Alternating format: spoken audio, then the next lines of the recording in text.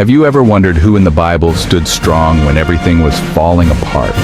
Who smiled in faith when the world gave them every reason to give up? Today we bring you encouraging Bible faces.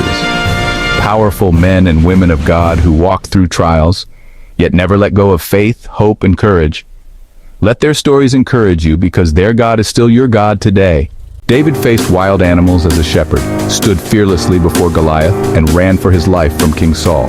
But through it all, he never stopped singing, trusting, and worshiping. Psalm 23 was written in a cave, not a palace. Yet David declared, "The Lord is my shepherd, I shall not want." Encouragement, even in the darkest caves of your life, God is still your shepherd.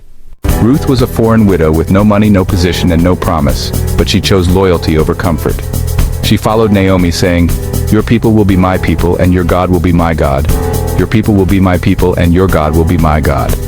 Ruth 1:16. God saw her heart, and she became part of the lineage of King David and even Jesus Christ. Encouragement. When you choose faithfulness, God can turn your small steps into a legacy. From favored son to slave to prisoner. Joseph's life looked like a constant setback, but in God's eyes it was preparation for promotion. Genesis 50:20. You meant it for evil, but God meant it for good. You meant it for evil, but God meant it for good.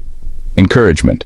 People may push you down, but if God is with you, nothing can keep you buried. She was just a young Jewish girl in a foreign land until God positioned her as queen to save a nation. When it was time to risk everything, she declared, "If I perish, I perish." Esther 4:16. If I perish, I perish. Esther chapter 4, verse 16. Encouragement. You don't have to be loud to be powerful. Your quiet obedience can save generations. Once a persecutor of Christians, Paul met Jesus and became a missionary to the nations, beaten, shipwrecked, imprisoned, but never silenced. I can do all things through Christ who strengthens me. Philippians 4:13. He wrote, I can do all things through Christ who strengthens me.